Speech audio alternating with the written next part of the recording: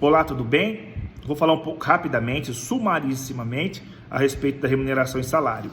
O salário, que vem do latim salarium, que tem sua origem na palavra salis, que significa sal, ele era a forma de pagamento que os romanos faziam aos soldados, e domésticos e aos soldados das legiões romanas.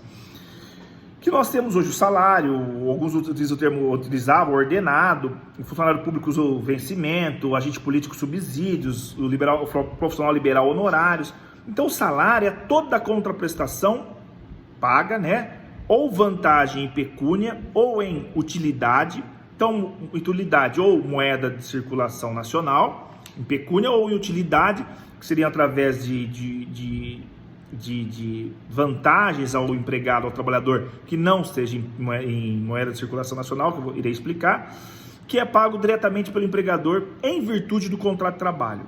Então, o salário utilidade, a exemplo, uma moradia que o empregador fornece àquele empregado e que não é essa moradia necessária para o trabalho, então entra como salário in natura, por exemplo. Ele pode ser fixo, uma contraprestação garantida, pode ser variável, ele recebe pela produção, por comissão, pode ser misto, fixo e variável.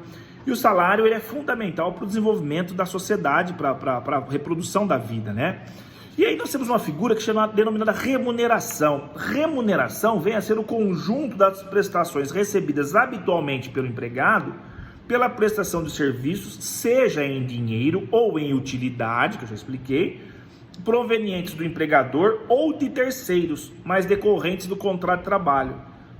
Então nós temos aqui, e o conceito da VOLA, a remuneração, a soma do pagamento direto com o pagamento indireto ao trabalhador. O pagamento indireto é feito por terceiro e não pelo empregador. A exemplo da gorjeta. A gorjeta, ela compõe a remuneração, é o salário mais gorjeta, remuneração. Nós vamos ver isso com cautela, e aí ela recebe o salário, ele recebe uma proteção. Então eu vou pedir para vocês fazerem a leitura dos incisos do artigo 7º da Constituição Federal, fundamentais, e também do artigo 457 a 467 da Consolidação das Leis do Trabalho. Assim nós vamos conseguir trabalhar o desenvolvimento intelectual do que vem a ser o salário, porque ele merece a proteção, como ele é composto. Se nós pegarmos a nossa Constituição Federal no artigo 7º, nós iremos encontrar, vocês encontrarão ali dispositivo, sistema normativo importantíssimo, e que são utilizados no cotidiano no que se refere ao salário. Do artigo 457, a proteção também ao salário, que vai também estar garantida uma normativa, uma regulação do salário. Então olha que interessante, eu vou trazer aqui para vocês alguns dispositivos do artigo 7º da Constituição Federal. São direitos dos trabalhadores urbanos e rurais, nós já vimos isso à exaustão. O salário, isso está no inciso 4, mínimo fixado em lei nacionalmente unificado, capaz de atender às necessidades vitais e básicas do trabalhador, de sua família, com moradia, alimentação, educação, saúde, lazer, vestuário, higiene, transporte e previdência social, com os reajustes periódicos que lhe preservam o poder aquisitivo, sendo vedada a sua vinculação para qualquer fim. E aí nós temos também o salário, a previsão do salário proporcional à complexidade do trabalho, que aí são as negociações coletivas que vão discutir o piso salarial e etc.